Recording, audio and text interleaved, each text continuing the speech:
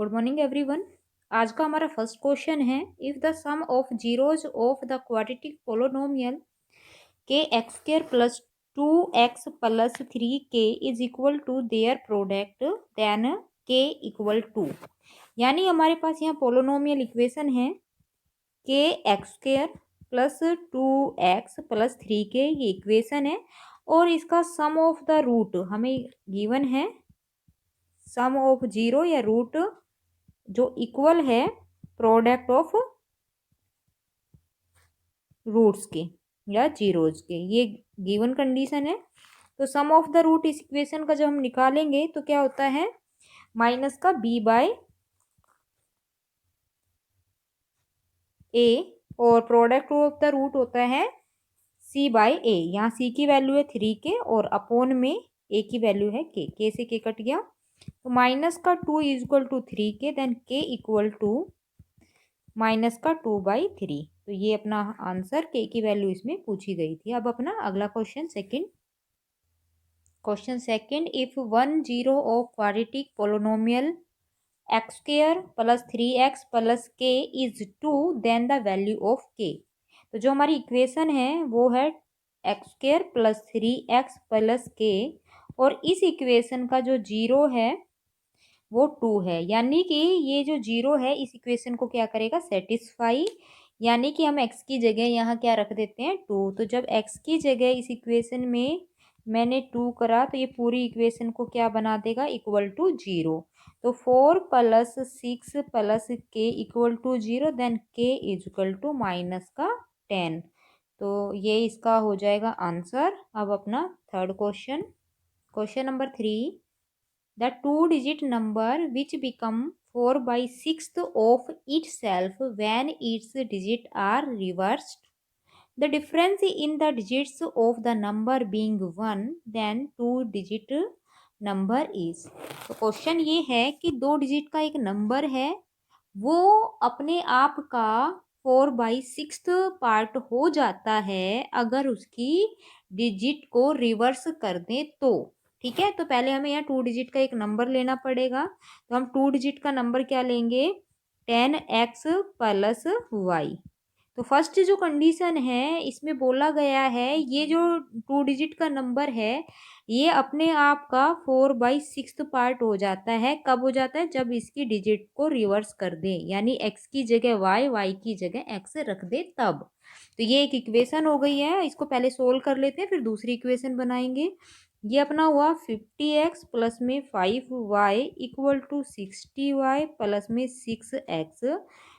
सभी टर्म एक तरफ ले आते हैं, 50x माइनस 6x करोगे तो 44x माइनस में 55y इक्वल टू 0। देन मैं यहाँ कॉमन 11 लेके 0 में भेज देती हूँ, तो ये 4x minus 5y equal to 0। अब सेकेंड कंडीशन देखिए, अगली कंडीशन ने बोला था अगर इनकी डिजिट्स का जो डिफरेंस है वो 1 है, तो यानी डिजिट्स हमने x और y लिया और इन डिजिट्स का जो डिफरेंस है वो 1 है। ये सेकेंड इक्वेशन, फर्स्ट और सेकेंड इक्वेशन को करेंगे सोल्व।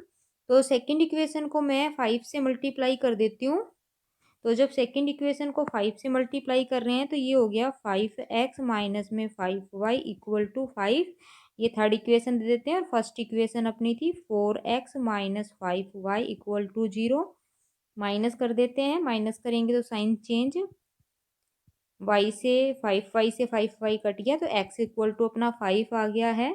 उसके बाद x की वैल्यू आ गई है क्योंकि हमें y की वैल्यू भी निकालनी होगी, तो x minus y is equal to 1, ये अपनी सेकेंड इक्वेशन थी, इसमें x की वैल्यू हम पुट कर देते हैं। तो यहाँ x की जो वैल्यू आई है 5 मैंने रख दी और इसको सोल्व कर लेते हैं y के लिए, तो y की वैल्यू हो गई है यहाँ पर 4। तो जो हमारा नंबर था, ये तो डिजिट्स आ गई हैं, हमारा जो नंबर था वो 10x प्लस वाई था। x की जगह मैंने 5 रखा और y की जगह 4, तो ये अपना कंप्लीट हो गया 54। तो जो 2 डिजिट का नंबर था वो अपना आंसर हो जाएगा 54। अब अगला question, fourth question, for which value of p will the line represented by the following pair of linear equation are parallel। तो ये हमारे पास है दो इक्वेशन। इन दोनों इक्वेशन जो है लाइन की इक्वेशन है और ये दोनों लाइन पैरेलल की कंडीशन में है, तो हमें पी की वैल्यू यहाँ निकालनी है। तो ठीक है, अगर दो लाइनें आपस में पैरेलल हो तो हमें पता है क्या कंडीशन आती है, A1/A2 equal to B1/B2 but not equal to C1/C2। तो इस कंडीशन के अकॉर्डिंग इसको सोल्व कर लेते हैं, फिर देखते हैं कि आंसर क्या जाता है। तो यहाँ पर A1 की वैल्यू 3 है, A2 की वैल्यू 6 है, B1 की वैल्यू -1 है और B2 की वैल्यू -2 है, नॉट इक्वल टू C1 की वैल्यू -5 है और C2 की वैल्यू -P है।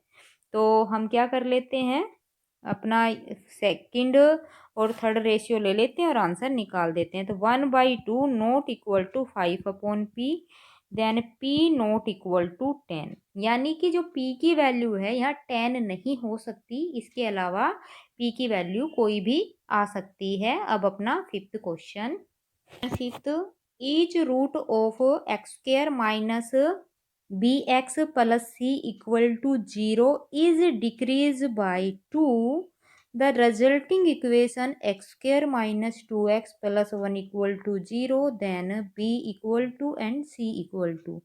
यानी एक इक्वेशन है अपनी x square minus b x plus c equal to 0।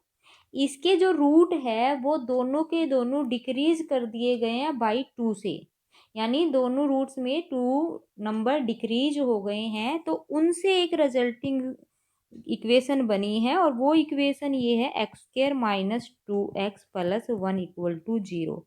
तो ए की और बी की और सी की वैल्यू बतानी है। अगर मैं इस इक्वेशन के रूट अल्फा और बीटा में अगर मान लेती हूँ, तो जो नए रूट है, जो नई वाली इक्वेशन है, इस जो सेकंड इक्वेशन है, इसके रूट हो जाएंगे अल्फा-2 एंड बीटा-2। ठीक है, अब इन दोनों इक्वेशन, दोनों जो इक्वेशन ऑफ लाइन, जो अपनी दोनों क्वाड्रेटिक इक्वेशन है, इनकी हेल्प से हम अल्फा बीटा की वैल्यू निकालते हैं और बी और सी के लिए इस क्वेश्चन को सोल्व करते हैं।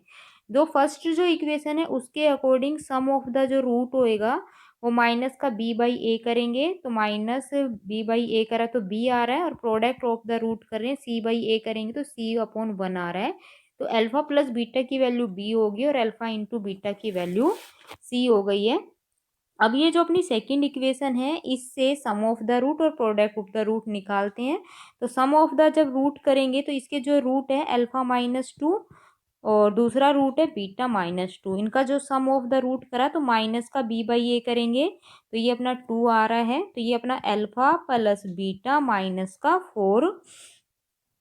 का 4 इक्वल टू 2। और अब क्या करना है, अल्फा प्लस बीटा की जो वैल्यू फर्स्ट इक्वेशन से बी आई थी वो रख दी है, तो B-4 equal to 2, then B equal to आ गया है 6। ठीक है, अब हम प्रोडक्ट ऑफ द रूट निकालते हैं। सेकेंड इक्वेशन से प्रोडक्ट ऑफ द जब रूट करा तो अल्फा माइनस में 2 इंटू में बीटा-2, यानी प्रोडक्ट ऑफ द रूट होता है C/A। सी की वैल्यू यहाँ 1 है। अब इनको सोल्व कर लेते हैं, तो ये हुआ अल्फा बीटा माइनस का 2 अल्फा माइनस का 2 बीटा प्लस का 4 is equal to 1। Alpha into beta की वैल्यू ऊपर सी आई हुई है, माइनस में इसमें से 2 कॉमन लिया तो alpha plus beta plus 4 equal to 1। Alpha plus beta की वैल्यू जो अपनी आई थी बी, तो सी माइनस में 2, अल्फा प्लस बीटा की वैल्यू बी रख दी और प्लस में 4, और बी की वैल्यू अभी अभी हमने निकाली है जो 6 निकली है, तो ये 6 रख दूंगी मैं और फिर इसको सी के लिए सोल्व कर लेंगे। तो C-12 प्लस में 4 इक्वल टू 1, तो C इक्वल टू 1, और ये माइनस का 8 प्लस का 8 हो जाएगा अपना राइट में आके, तो C की जो वैल्यू आई है 9। तो जो B का आंसर हुआ अपना, B इक्वल टू आ गया 6 और C की वैल्यू आ गई है 9। ठीक है, अपना अगला question, sixth question, x square plus 1 पूरे का होल स्क्वायर माइनस में एक्स स्क्वायर इक्वल टू 0। तो इस क्वेश्चन में पूछा गया है इसके जो 4 रूट कैसे आएंगे। इसमें बोला है 4 real roots two real root, no real root या वन रियल रूट, ये पूरा क्वेश्चन है। तो ये इक्वेशन अगर बात करें तो ये बाई क्वाड्रेटिक इक्वेशन है और 10th में क्वाड्रेटिक इक्वेशन तक है हमारा, लेकिन इसको थोड़ा सोल्व करके क्वाड्रेटिक देखिए मैं बनाती हूँ और फिर इसके रूट्स के बारे में डिस्कस करते हैं। तो मैं यहाँ ए स्क्वेयर माइनस बी स्क्वेयर का पहले फॉर्मूला लगाऊंगी, दो अलग अलग क्वाड्रेटिक इक्वेशन यहाँ बन जाएगी और दोनों क्वाड्रेटिक इक्वेशन के रूट के बारे में फिर हम डिस्कस करेंगे कि रूट्स कैसे हैं। तो ये ए स्क्वेयर माइनस बी स्क्वेयर है, तो ये मैं लगा रही हूँ ए प्लस बी इंटू में ए माइनस बी।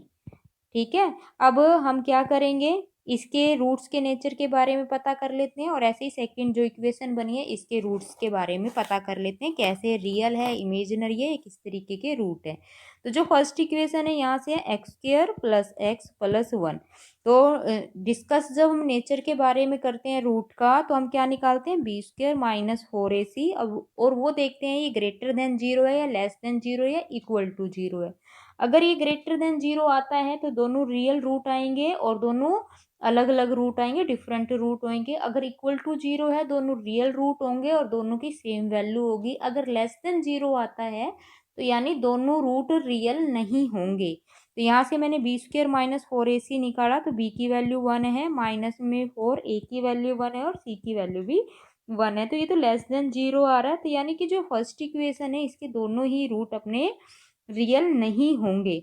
अब तो मतलब हो गया no real root first equation से। तो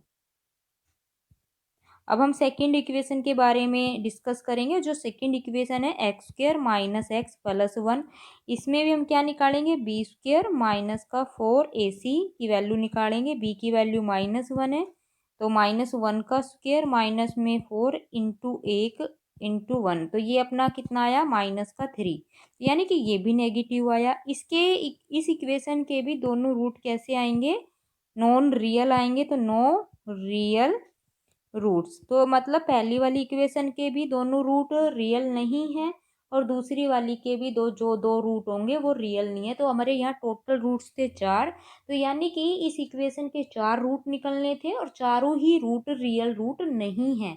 ये इसका आंसर हो जाएगा। अब अपना अगला question seventh, the nth term of the AP A3A 5A dot dot dot, यानी इसकी nth टर्म हमें यहाँ निकालनी है। यहाँ a यानी फर्स्ट टर्म तो a ही है और डिफरेंस यहाँ है 3A माइनस a यानी कि 2A। तो हमें निकालना है an का जो फॉर्मूला होता है a plus n minus 1 into D. तो a की जगह हमारा a ही है, n ही लेना है क्योंकि nth टर्म निकालनी है और d डिफरेंस है 2a। बस सोल्व कर लेते हैं, a प्लस 2an माइनस में 2a, तो ये आंसर हुआ 2an माइनस का a। और इससे ज़्यादा अगर सोल्व करना हो तो हम ए कॉमन ले सकते हैं, तो ये 2n माइनस 1 इंटू में a, ये इसका आंसर हो जाएगा। अब अपना अगला question eighth question, in an A P a equal to 3.5, d equal to 0, a n equal to 101, then a n will be, यानी हमें ए एन की वैल्यू निकालनी है। जो हमारा फॉर्मूला होता है a plus n minus 1 into d. अब हमारे पास जिसकी वैल्यू हम पुट कर देते हैं, ए की वैल्यू है 3.5 प्लस एन की जगह है 101 इंटू माइनस में 1 करेंगे तो ये 100 और डिफरेंस है 0, तो 3.5 इसका आंसर हो जाएगा, क्योंकि 100 को 0 से मल्टीप्लाई करेगा तो वो 0 बना देगा 100 को। अब अपना अगला question 9, a figure D E parallel to B C, और हमें ए डी की वैल्यू 1.5 सेंटीमीटर है, डी बी की वैल्यू है 3 सेंटीमीटर, ए ई की वैल्यू 1 सेंटीमीटर, और हमें यहाँ निकालना है ई सी। तो देखिए क्योंकि ये पैरेलल है तो हमारा क्या आएगा, अगर ये पैरेलल है तो इनका क्या जो रेशियो होगा वो होगा इक्वल। तो ए डी अपॉन में B D equal to A E upon में ई सी। अब जिसकी वैल्यू है बस हमें रख देनी और आंसर निकाल देना। ए डी की है 1.5, बी डी की है 3 इक्वल टू 1 अपॉन में ई सी। बस सोल्व कर लेते हैं, तो ये इसको कट कर लेते हैं। ये अपना 2 जा पे कंप्लीट कट रहा है। 1.5 से 3 को काटेंगे तो कंप्लीट 2 पे कट जाएगा। तो जो यहाँ पे सोल्व कर रहे हैं, जो इसी इक्वल टू अपना आ रहा है 2 सेंटीमीटर आ जाएगा। अब ना अगला question, question number 10 in figure on a circle of radius 7। जो रेडियस है इस फिगर में वो 7 सेंटीमीटर है। तो ये रेडियस होगी जो 7 सेंटीमीटर है। Tangent P T is drawn from point P. P T एक टेंजेंट है और पी टी की जो वैल्यू है ये 24 सेंटीमीटर है। If O is a centre of circle, O centre है तो हमें यहाँ निकालना है पी आर। पी आर की हमें यह वैल्यू निकालनी है। तो देखिए हमें दिख रहा है डायग्राम में पी आर को हम क्या लिख सकते हैं, पी ओ प्लस में ओ आर। तो हमें पता है ओ आर तो क्या है, रेडियस है, तो 7 सेंटीमीटर होगी। तो किसी तरीके से हम पी ओ निकाल लें तो हमारा कंप्लीट पी आर निकल जाएगा। तो इस क्वेश्चन में हमें पता है यहाँ टी पे एंगल 90 बनेगा, क्योंकि रेडियस और जो टेंजेंट होता है कॉन्टेक्ट पॉइंट के साथ 90 का एंगल बनाता है, इसलिए टी पे जो एंगल हुआ वो 90 हो गया। तो अब हम लेते हैं in triangle P T O, क्योंकि ये राइट एंगल ट्रायंगल बन गई है तो यहाँ पर हम पाइथागोरस लगा सकते हैं। तो P O square equal to P T square plus में ओ टी स्क्वायर लिख सकते हैं। अब जिस जिसकी वैल्यू है वहाँ रख देते हैं। पी टी की वैल्यू 24 है, 24 का स्क्वायर प्लस में ओ टी की जो वैल्यू है 7 है, 7 का स्क्वायर। तो पी ओ जो आएगा square root of 24 square plus में 7 स्क्वायर। अब इसको सोल्व कर लेते हैं। 24 का जो स्क्वायर होता है 576 होता है और 7 का स्क्वायर 49। अब इनको ऐड कर लेते हैं, ये आ रहा है 625 और 625 होता है स्क्वायर रूट ऑफ 25। अब हमारा क्योंकि पता है अपना पी आर निकालना था, पी आर की वैल्यू थी पी ओ प्लस में ओ आर। तो पी ओ की वैल्यू हमने निकाल ली है। पी ओ की जो वैल्यू आई है अपनी वो आई है 25 और ओ आर अपनी रेडियस थी जो 7 थी। तो टोटल अगर इसको कर दें तो ये 32 सेंटीमीटर आंसर। अब अपना अगला question, question 11 the value of expression cosecant 75 plus theta minus secant 15 minus theta minus ten 55 plus theta plus coat 35 minus theta. तो देखिए कैसे सोल्व करें। जो अपना कोसिकेंट 75 प्लस थीटा है तो कोसिकेंट को मैं सीकेंट में बदलना है मेरे को। तो कोसिकेंट से सीकेंट पे आने के लिए मुझे क्या करना पड़ेगा, एंगल को चेंज, और वो क्या लिखूंगी 90 माइनस थीटा। तो जो थीटा की यहाँ वैल्यू थी 75 प्लस थीटा थी एज इट इज, और बाकी का जो है सीकेंट 15 माइनस थीटा था ये मैंने एज इट इज लिखा। उसके बाद माइनस अपना था टेन 55 प्लस थीटा, तो टेन को मैं कोट में बदलूंगी। तो कोट में बदलने के लिए वही कोट 90 माइनस थीटा, क्योंकि टेन को कोट में बदलना है तो 90 माइनस थीटा मैं लिख सकती हूँ। तो 90 माइनस थीटा की यहाँ वैल्यू है 55 प्लस थीटा। वैसे पीछे वाले कोट को चेंज नहीं करना है, ये मैंने एज इट इज लिख दिया। बस इस क्वेश्चन को अब सोल्व कर लेते हैं, वही अपना आंसर हो जाएगा। तो देखिए सोल्व करने के लिए इस एंगल को माइनस करो तो ये अपना बच रहा है सीकेंट 90 माइनस 75 माइनस थीटा आएगा तो ये 15 माइनस थीटा बच गया। तो सीकेंट 15 माइनस थीटा। अगला सीकेंट 15 माइनस थीटा माइनस में कोट, इनको सोल्व कर रहे हैं एंगल को तो ये 35 माइनस थीटा बच रहा है और प्लस में कोट 35 माइनस थीटा। अब देखिए कौन कौन कट रहा है, सीकेंट से सीकेंट कट गया और कोट से कोट कट गया, तो ये आंसर अपना आ गया 0। Question 12 if the angle of depression of an object from a 75 metre high tower is 30 degree then the distance of the object from the tower is। तो देखिए क्वेश्चन में क्या है, एक बिल्डिंग है जिसकी हाइट 75 मीटर की है, उसके एंगल ऑफ डिप्रेशन दे रखा है किसी ऑब्जेक्ट के साथ, यानी एंगल ऑफ डिप्रेशन ऊपर से जो नीचे बनता है, और यहाँ इसका जो एंगल है वो 30 डिग्री गिवन है।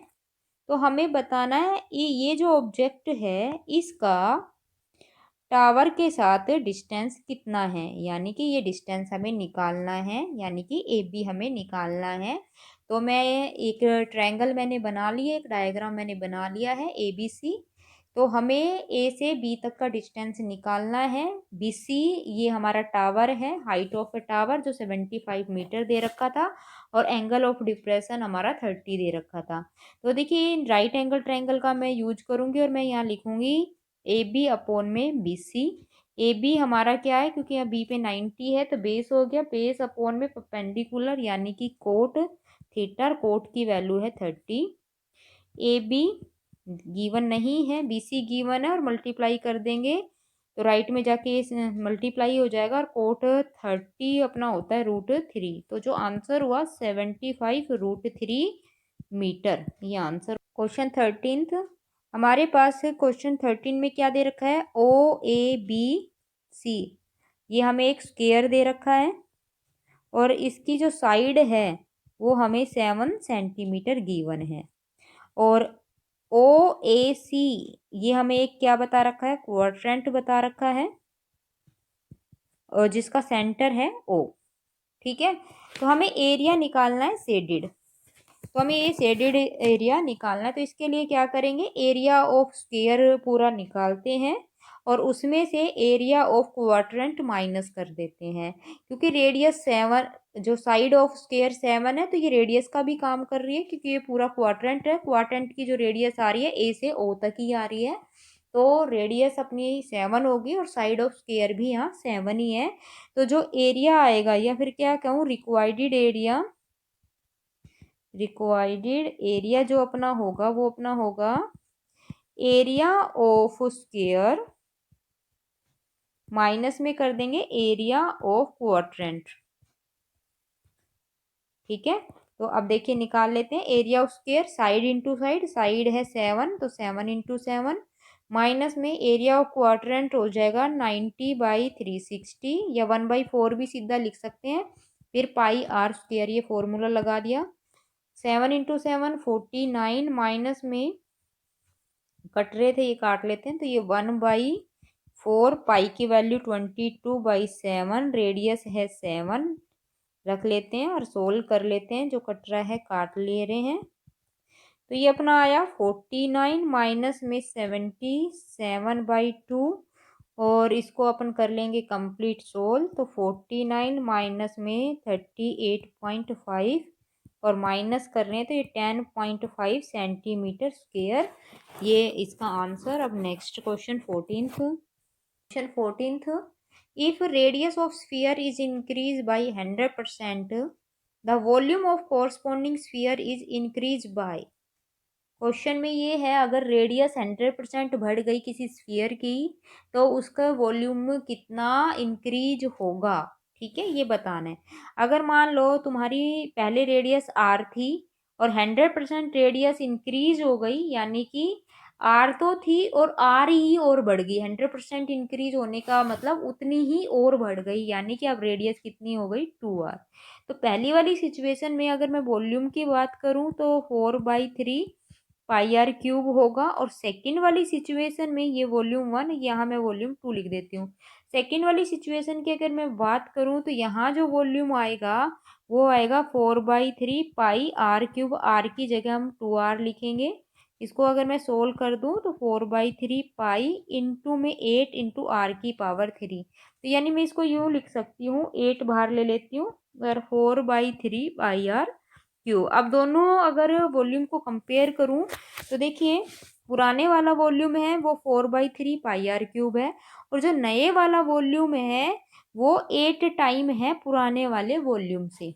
ठीक है, तो 8 टाइम होने का मतलब है 800% वो वॉल्यूम अब क्या हो गया है, बढ़ गया है पुराने वाले वॉल्यूम से। ठीक है, अब अपना next question 15th, the median and mode of frequency distribution है 26 एंड 29। यानी इस क्वेश्चन में हमें किस किस की वैल्यू है, मीडियन की वैल्यू है और हमें मोड की वैल्यू गिवन है 29। तो क्वेश्चन में पूछा गया है मीन क्या होगा, तो हमें मीन की वैल्यू निकालनी है। तो ये तो हम सिंपल है, मीन का हमें फॉर्मूला, मीन मीडियन और मोड के रिलेशनशिप का फॉर्मूला हमें पता है। तो मोड इक्वल टू होता है 3 टाइम ऑफ मीडियन माइनस में 2 टाइम ऑफ मीन। ये फॉर्मूला लगा दिया, अब बस इसमें वैल्यू पुट करके सोल्व कर लेते हैं। जिस इसकी वैल्यू दी हुई है वो लिख लेते हैं। मोड है 29, 3 time of median minus 2 time of mean. बस सोल्व कर लेते हैं। तो 29 equal to 78 minus 2 time of mean, 2 time of mean equal to 78 minus 29, ये अपना बच गया 49। तो मीन की जो वैल्यू आई वो 24.5, ये आंसर। अब 16th question, 16th, in event is very unlikely to happen, its probability is closest to. तो देखिए ये जो 16th में है कि जो इवेंट है इसमें ये अनलाइकली है। तो अगर किसी प्रोबेबिलिटी का इवेंट अनलाइकली है तो जो उसकी प्रोबेबिलिटी होगी वो बिल्कुल जीरो के नियर बाई होगी। तो इसमें 4 ऑप्शन जो हमें दे रखा है, जो नियरेस्ट बाई जीरो जो नंबर होगा वो ये आंसर होगा। तो इन चारों में से सबसे क्लोजेस्ट जो हो है जीरो के वो है फर्स्ट ऑप्शन 0.0001। ठीक है, तो आंसर हो जाएगा इसका 0.0001। अब अगला क्वेश्चन है question 17th, the centroid of a triangle whose vertexes are 3, -7, -8, 6 and 5, 10 is. तो हमें पता है यहाँ सेंट्रोड निकालने का तो फॉर्मूला बड़ा इजी है। सेंट्रोड ऑफ ट्राइंगल क्या होता है, x1 plus x2 plus x3 by 3, y1 plus y2 plus y3 by 3। बस सोल्व कर लो वो आंसर। तो फर्स्ट तो जीरो ही हो गया पॉइंट, और जो अगला है 9/3 यानी कि 6 पे कट, 3 3 जा 9, 3 पे कट जाएगा। तो 0 और 3 जो होगा ये सेंट्रोड हो जाएगा इस ट्रायंगल का। अब अपना अगला question 18, the point A 4 and P and B point है 10 is 5 unit, then the value of P is. तो यानी हमें पी की वैल्यू बतानी है और जो ए बी का जो डिस्टेंस है वो हमें 5 यूनिट दे रखा है। तो ए बी जो डिस्टेंस निकालने का फॉर्मूला है x1 माइनस x2 का square plus y1 minus y2 का स्क्वायर इक्वल टू 5 गिवन ही है और स्क्वायर रूट लेना ही है ए बी में। अब ये वैल्यू निकाल लेते हैं। 4 - 1 यानी 3, 3 का स्क्वायर 9 प्लस में P square equal to 5, squaring both side कर देंगे तो 9 plus P square is equal to 25, P square is equal to 16, then P is equal to +-4। तो ये आंसर हो जाएगा। अगर अभी तक चैनल आपने सब्सक्राइब नहीं किया है तो सब्सक्राइब कर लीजिए और लाइक और शेयर भी चैनल को ज़रूर करें। अब मिलते हैं अपनी अगली वीडियो में, तब तक के लिए टेक केयर, बाय बाय।